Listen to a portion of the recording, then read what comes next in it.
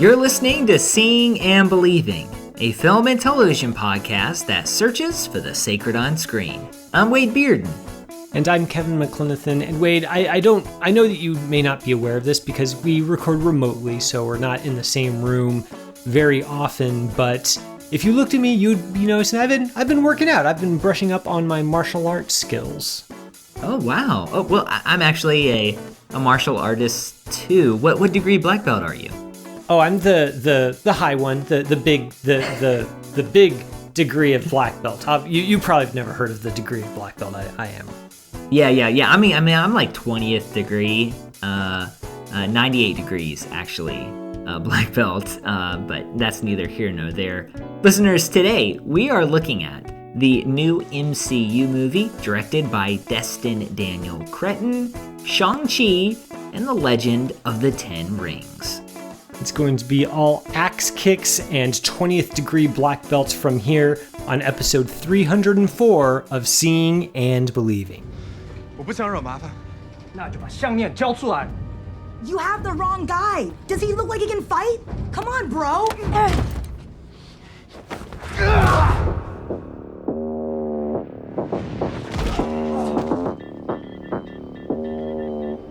You okay?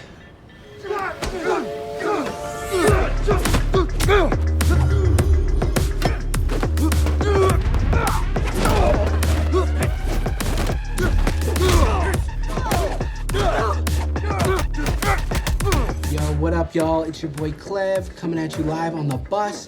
I actually did take a little bit of martial arts as a youth, so I'm gonna try and grade this fight as we're going.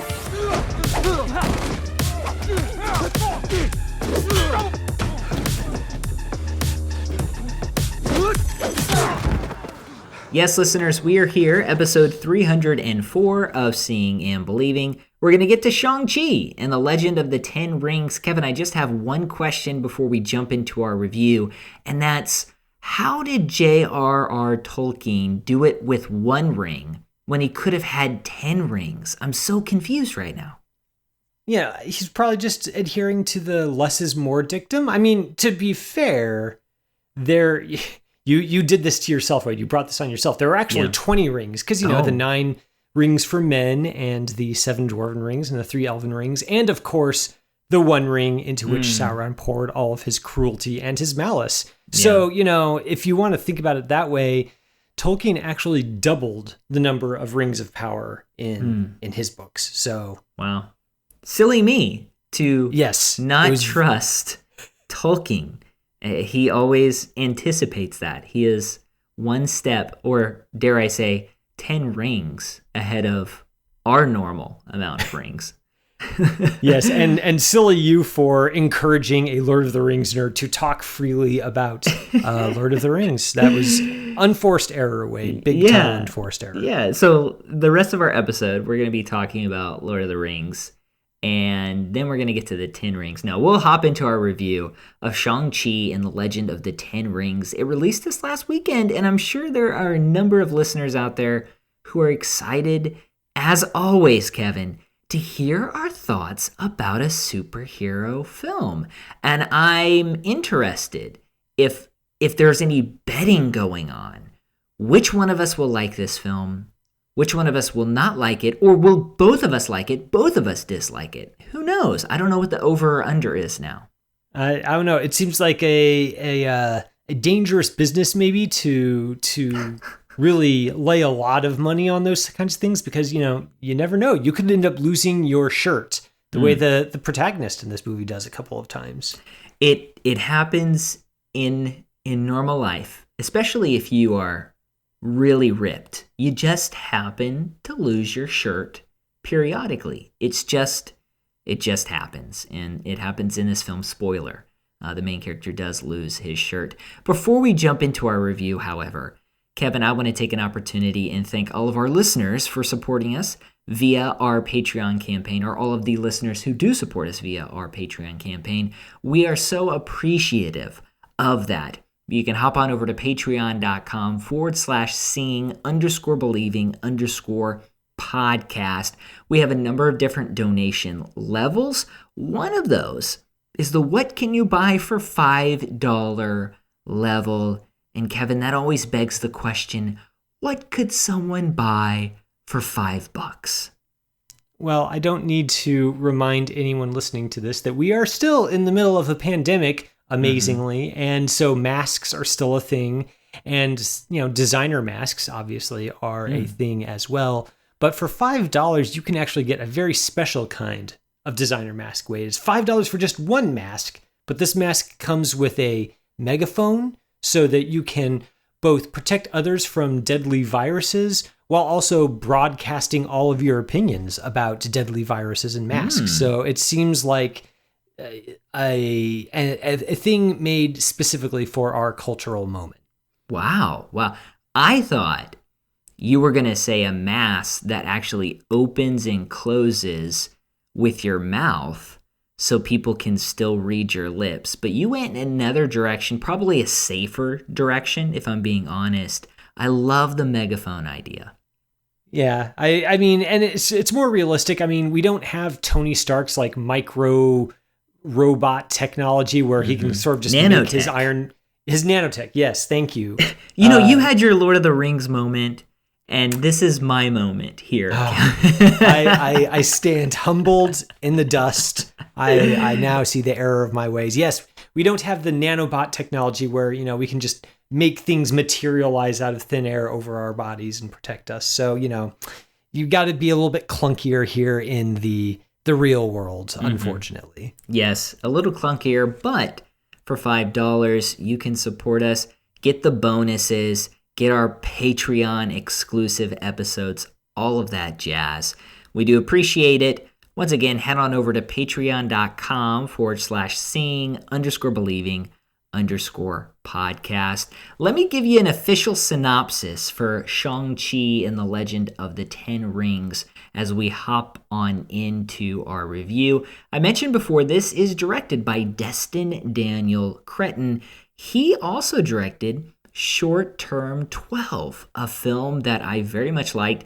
And actually, I went into the movie not even knowing who directed it, Kevin, and was surprised to see his name. I thought that was pretty neato. So here's the official synopsis.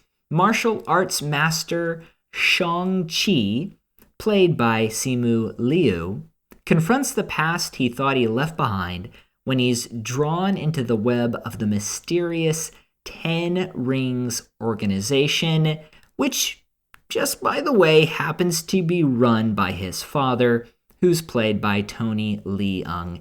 Kevin, Awkwafina also stars. I like her a lot. I think she's funny in this film.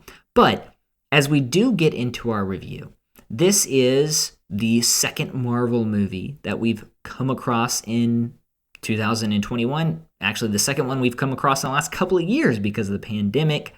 This also treads new ground, giving us a world we haven't quite seen before in the Marvel Cinematic Universe, where these new characters and this new territory, Kevin, enough to pique your interest and carry it throughout the movie. Well, I was really gratified at the beginning of the movie to really see the action in this movie take a slightly different tack than kind of what we've gotten used to in the Marvel Cinematic Universe. I mean, it's a fight scene that takes place between Tony Leung's character and the woman who will eventually become his wife. And they kind of square off in the middle of this forest, and the fight that they engage in is equal parts balletic. It's very dance-like. It's there's some romantic heat to it, and it's also just really interesting as fight choreography to watch. And when I saw that at the beginning of this film, I thought that was just so promising because it was the first time in a while, Wade. And I know I gripe a lot about the MCU, so apologies for that. Leading off that here, but there's something about the MCU action where it kind of just feels like it's there to be there, like it's there to fit a template. And we have the character moments, and then we have the action scenes, and the action scenes are kind of just there for the fireworks razzle dazzle dimension of things. They don't really accomplish a whole lot in terms of really fleshing out the characters or the world, or really doing anything than kind of providing some eye candy for the audience. And there's nothing necessarily wrong with that, but definitely gets a little samey after a while. So it was really nice to see in Shang-Chi this action sequence that feels a lot more like something out of something like Crouching Tiger, Hidden Dragon, where there's this beauty to it. And there's also the beginning of a relationship, the genesis of a relationship that we see develop over the course of that fight scene. And I was really happy to see that.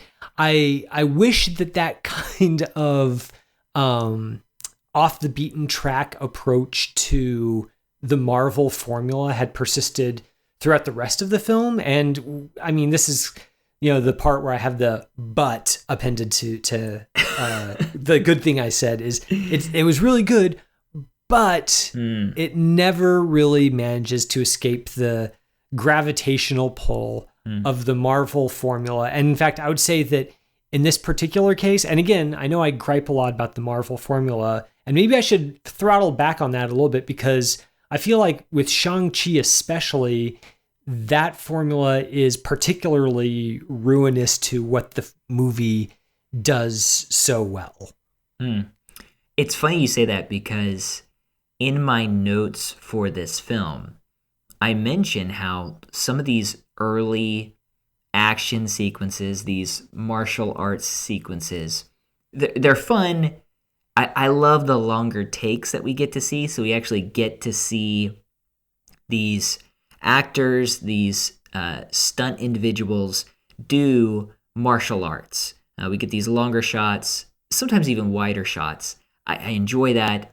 I also wrote down how these sequences develop character. We start to learn about who these characters are. And I would say that actually carries through not just to that first sequence that I really liked as well. I love the production design on it too. But to even the second, maybe even third sequence in the movie.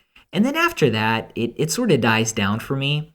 I too was disappointed by the end. I was, I don't know, a little bored. There's going to be a lot of explosions, a lot of quote unquote fireworks, right? And there wasn't anything new there. I felt like the character development hit pause. We do get some scenes with characters who make emotional choices, but it didn't really hit like that earlier one for me, at least. I liked the movie. I thought it was fine. I think I liked probably being with these characters. I don't think the character development was perfect here. I think I liked being with these characters and probably being in this world more than I liked, I guess, especially the second half of the movie. And so this is one of those movies where I say, oh yeah, it was good. It was fine. I would be interested in seeing a sequel. I like to be here. And it's so different than what we've seen from other MCU films that I found it a bit refreshing. Yeah, well, and it doesn't hurt that I'm not the first person to observe that this is really Tony Leung's movie. Tony Leung, he plays kind of the villain of the movie, this millennia old warlord who has built up this empire over the course of many, many years, thanks to the immortality that these 10 rings in his possession give him.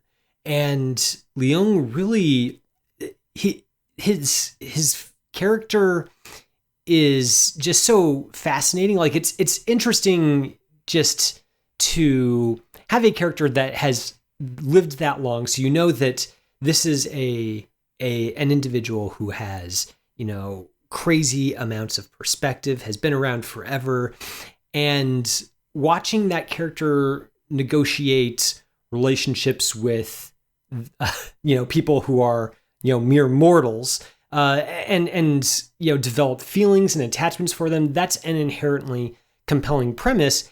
And for an actor of Tony Leung's stature to step into those shoes is a real treat to watch. And whenever he is on screen in this film, I think that's when the movie's at its best, because he does bring this kind of this gravity and very subtle menace. Like, he's not a sort of villain. Like, you think of a character like Killmonger, who's probably one of the other really great MCU villains, and Killmonger is kind of working in a different register, right? Like, he's a complex character, but he's also very there are very obvious villainous aspects to him, whereas Tony Leung, the way he plays this role is very muted. You get a sense there's kind of an edge beneath the surface here, but it's sheathed, I guess. And he only really takes the blade of his villainy out of its sheath in very select moments, and when he does, it's just captivating to watch. And the rest of the time, he just brings this gravitas to the character that is very compelling to watch, to the point where whenever he's not on screen, I kind of felt myself getting antsy. Like the standard Marvel template of, okay, we're going to have some wisecracks, and there's going to be some cameos from the other franchises in here, and it just felt kind of like, I'm not interested in those things. It feels like the movie has the winning lottery ticket in its hand with Tony Leung's character, and the way that it examines how he's kind of torn between his attachment to Simu Liu's character here, the protagonist, and his wife, and they're his family.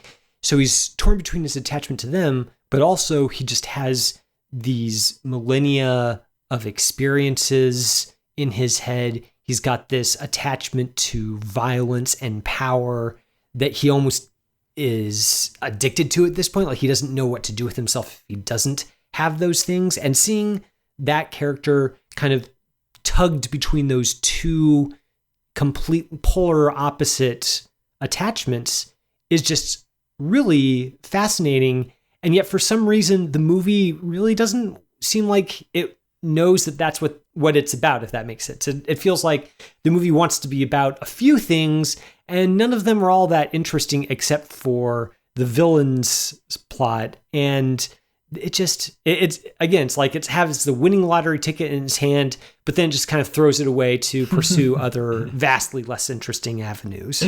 Yeah, I think that you're right. I think Tony Leung, he's great here, and his character's great, and his character's complicated, and I enjoy watching that complication, because it's not a simplistic villain who is completely evil. There's a little bit of both inside of him. I'm going to say something. I don't know if it's going to be controversial, but I'd love to get your opinion on this. When we talked about the Black Widow movie and Scarlett Johansson's character, I mentioned that I think her Black Widow character is one of these unsung heroes in the MCU. But her character kind of took a backseat, or was a little less interesting in her own film. And we were both a little disappointed, if I remember correctly. I think you were too. Disappointed in that. I think that Simu Liu, who plays Shang-Chi, I felt like his character was missing a little bit of development. I felt like he wasn't as charismatic as maybe he could have been, and I didn't feel a deep attachment there. I mean, other than the fact that, like, he is a good person, and he is a protagonist, and he seems like a likable individual. I didn't feel a lot there. I like Awkwafina. I think she's really funny, and basically she's great in everything she does. I like her a lot. I thought she was great as this sort of sidekick. But how did you feel about Shang-Chi's character, Kevin? Okay, well,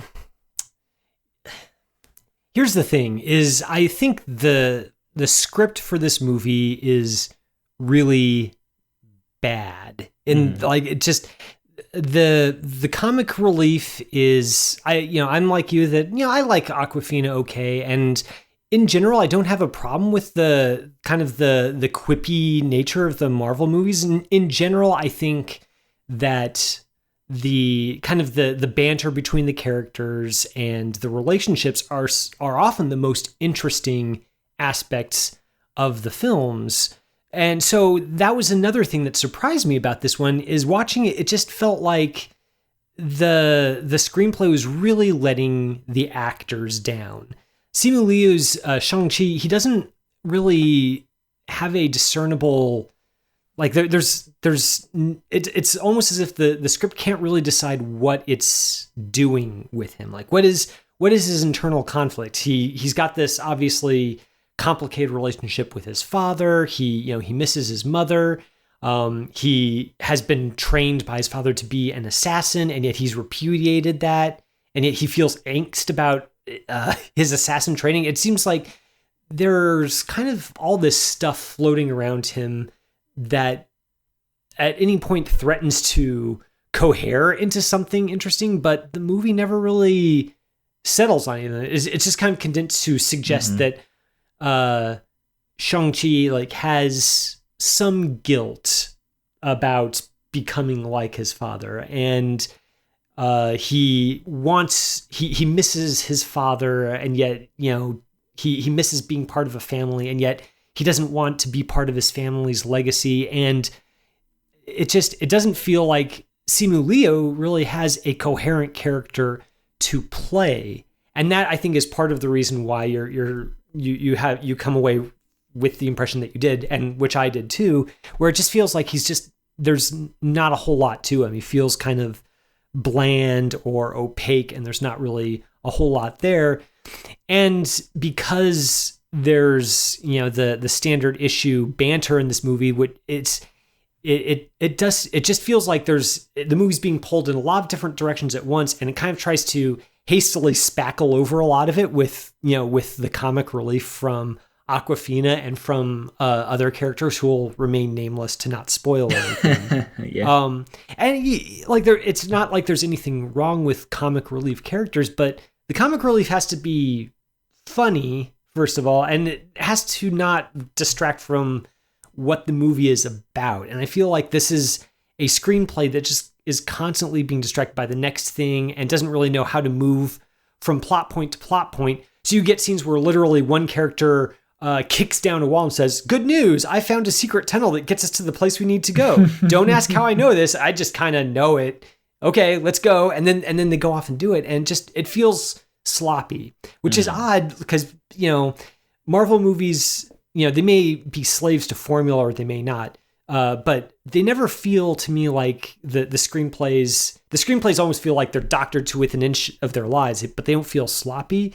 This one felt a little bit sloppy, which is it's odd, I guess. Mm-hmm. And it feels like it's barely being held together by the strength of its cast, even as they don't really have a whole lot to work with. Yeah. And it might be, I just watched the first Iron Man, and then I watched Iron Man 2 with Priscilla and the kids.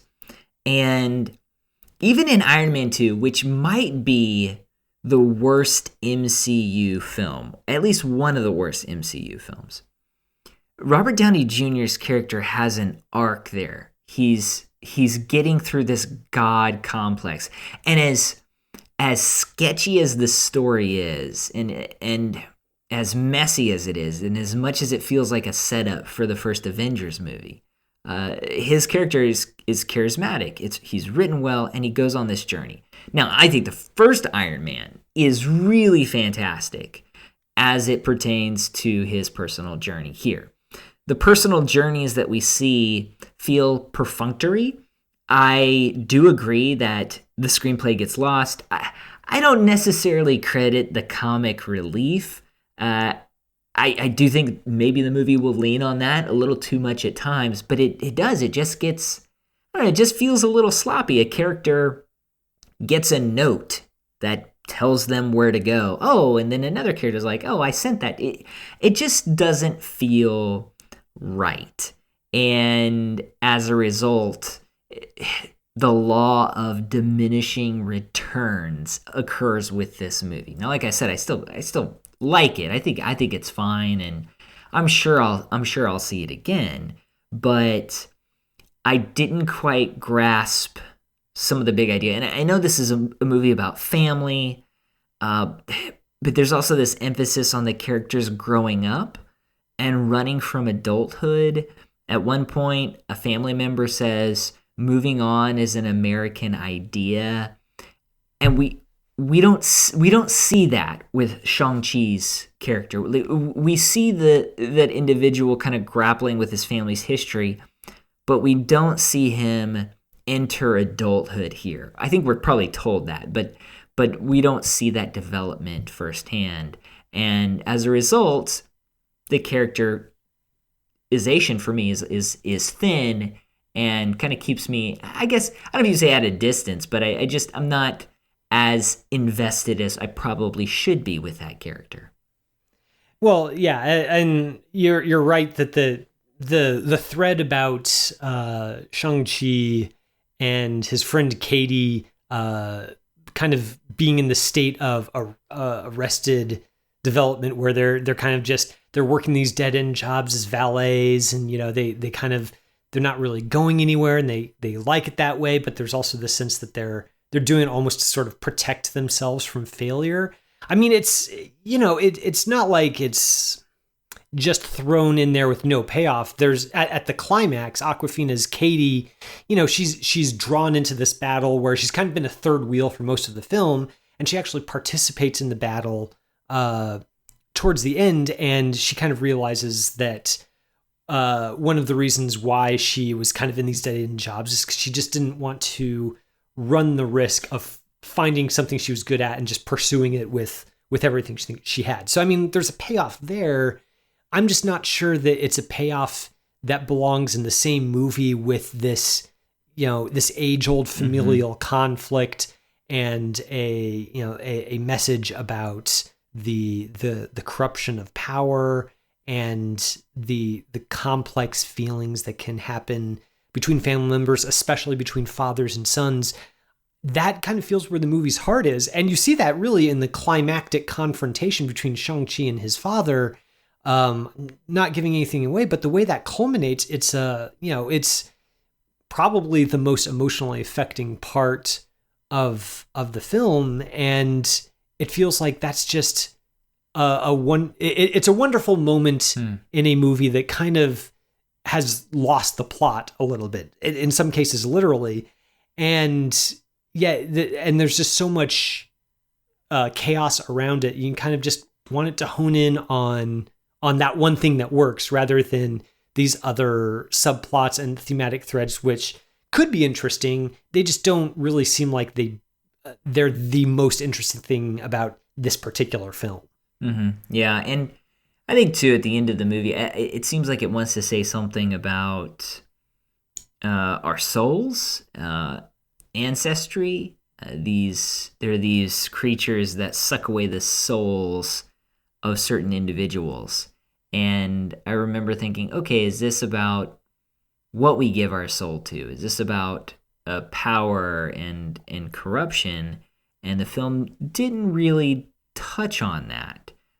But moving away from some of those thematic elements and even the story, I think visually this is a really well-shot film for the most part.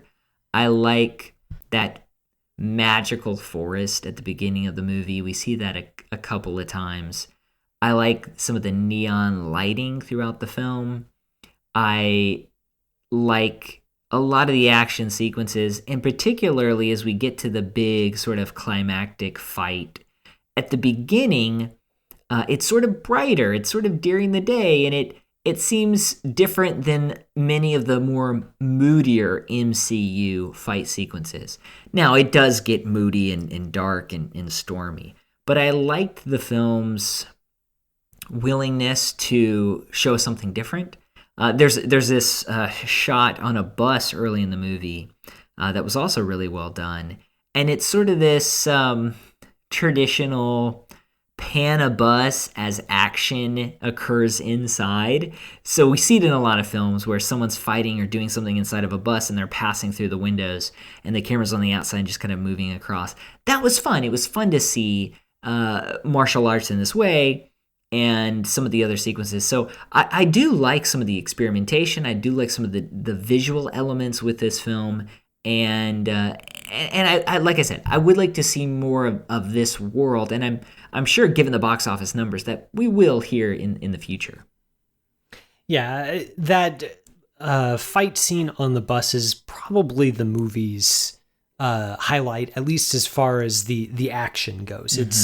It's interesting to watch. It's kind of got a Jackie Chan vibe. There's it's exciting, but there's also kind of it's comedic as well. And the stunt work and fight choreography is really inventive and fun to watch. It's one of the few MCU sequences where I actually kind of felt tense, I guess. Like I was excited. I found it exciting, and I was really, a little bit breathless about it. And it wasn't the action in this movie, I guess, or at least the better action sequences in this movie really don't invite you to tune out in the same way that I feel like a lot of MCU films do for me personally. There's just a cleanness to the choreography and inventiveness to it that I really appreciate. And of course it's all shot, the cinematographer for this movie is William Pope, also known as Bill Pope. I mean, this is the guy who shot the Matrix films, the original Spider-Man trilogy with Sam Raimi. This is a guy who knows how to shoot these kinds of films, and I think he does a really wonderful job. It's one of those situations where it just the movie lets him down just as much as it lets the rest of the cast down for me.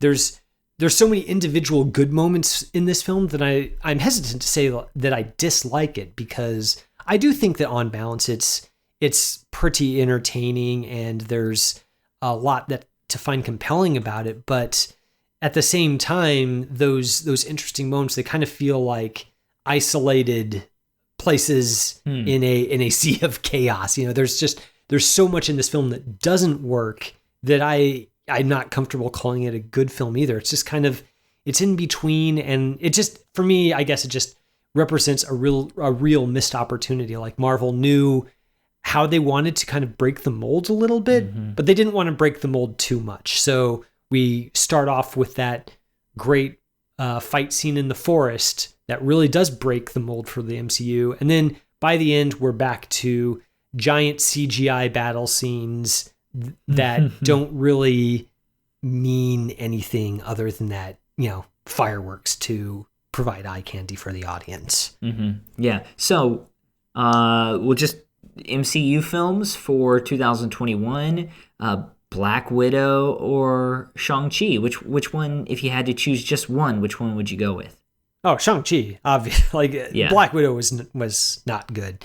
I do think that on balance, though, these are on the weaker side of the Marvel movies for me. I would watch Shang-Chi again. Maybe I would watch just maybe the first half an hour, and then I'd be like, okay, I don't feel like I need to watch the rest, because that first half hour is really good. But hopefully they can find a way to pursue the mold breaking stuff that's interesting and leave some of the other parts of the formula on the cutting room floor with future films. Yeah, I would say this is probably, if there's 20 something of them now, it would definitely be in probably the back half. I wouldn't say the bottom, but the back half would be. Listeners, that is our review of Shang-Chi and the Legend of the Ten Rings. You don't have to see the Legend of Rings 1 through 9 to understand this film. You can hop straight on into it. That was a terrible joke, but I'm just going to roll with that, Kevin. And the movie is currently playing in theaters nationwide. Let us know your thoughts. A lot of people have seen this. Like I mentioned before, it did really well at the box office. You can tweet us at @SeeBeliefPod, at SeeBeliefPod. You can also email us, seeingandbelieving, capc@gmail.com. Kevin, this is the end of our show. It's at this point that we recommend something from the world of television and or film to our listeners. What would you like to recommend to our listeners today? Well, I was trying to think of films where that have really good martial arts action from China, and obviously Crouching Tiger, Hidden Dragon is really great, but everyone's seen that, or at least everybody knows of it. It's a great movie. Go watch it. But the movie I want to recommend is maybe a little bit less seen. It's 2004's Kung Fu Hustle, directed by Stephen Chow. And this is a movie that is just a lot of fun. It's basically, it's a comedy. It's a martial arts comedy. It's kind of got this Looney Tunes vibe almost to it. The way that Stephen Chow conceives of these action sequences, there's martial arts, of course, but, people's abilities kind of are hugely exaggerated and outlandish. There's one character whose martial art is to just scream really loud and blow everybody away with the force of her scream. There's a scene where one character is chasing another on foot, and they're literally running like the Roadrunner and Wile E. Coyote, in a Looney Tunes cartoon, and it's just it's kind of got this rubbery, bodies can do almost anything in this movie, and it's just really inventive and lots of fun. And I don't know, I think if you're looking for a martial arts movie that maybe isn't Jackie Chan, but kind of has that same kind of spirit in terms of just wanting to go all out and be a little anarchic with the way that people can do stunts and the way that CGI can maybe aid that in ways that you're maybe not as familiar with, that would be a great movie for you to watch. Again, it's 2004's Kung Fu Hustle. Yeah. So I don't know if we've talked about this in the past. I've seen clips of it. I don't think I've seen the whole film. I feel like I've probably seen the whole film, but I don't know if I have. But what I have seen is very funny. So no, that's a really good pick, Kevin. I like that. I like that a lot. And I did see his most recent work, The Mermaid, I believe it was, which is just kind of wild as well. So yeah, I like that pick. Yeah, it's a good one. I haven't really seen any of Chow's films past Kung Fu Hustle, so I need to check that out. But yeah, this one's a good one for sure. What do you have for your recommendation this week? So, Kevin, there was a film released this year, not too long ago, from Steven Soderbergh that we did not review on the show, which is kind of crazy to think about. I saw it recently. It's streaming on HBO Max. It's called No Sudden Move. Yeah. It's got Benicio del Toro. It's got Don Cheadle, John Hamm. Brendan Fraser is in it. And, Kevin, I like this movie. I think it's a pretty good film. It is a heist film, but it's nothing like the Ocean's movies. It shows you what happens when you get a bunch of lowlifes together. Things don't go usually according to plan. You've got crosses, double crosses, triple crosses. It's just really wild. And what I appreciate about Soderbergh here is not just his style and the story that he's telling, but the way that he makes you feel for even characters you probably shouldn't like. You're invested in their story. So if you haven't seen No Sudden Move and you're interested in seeing a bunch of low lives do low life stuff, definitely check it out. Hopefully it'll be up your wheelhouse. Yeah, that's a really good recommendation, and I'm so glad. We'll make a Soderbergh fanboy out of you yet, Wade. we just need to get you started with the right things, but it's really gratifying to see him working so much. There's a time where he kind of like pseudo retired and said he wasn't going to make movies anymore, and now he's back and working at a really steady clip. So I'm really glad that he's making movies. And, as far as heist movies go, I don't think there's really a director who makes them better these days. Like he's so good at what he does. And I don't know. I like his work a lot. I don't know if I talked about this or recommended it, but I think it was last year. I saw Out of Sight for the first time. And that's a really great film. I mean, it's so good. So good. Yeah, it's I hadn't seen it before, but man, and Clooney and Jennifer Lopez they're both really great in that movie. A lot of great chemistry, great story. So yeah, that's a pretty good film, Kevin. So I guess that could be another recommendation. Yeah. Well, there you go. Those are 4 recommendations from all of us. We got Crouching Tiger, Kung Fu Hustle, No Sudden Move, Out of Sight. Man. Can't go wrong. No, I haven't seen Crouching Tiger, Hidden Dragon in a while, and it is so good. It's good. I need to watch it again. Listeners, thank you for checking out this week's episode. It's brought to you, as always, by ChristInPopCulture.com. Our producer is Jonathan Clausen, who every week helps us to search for the sacred on screen.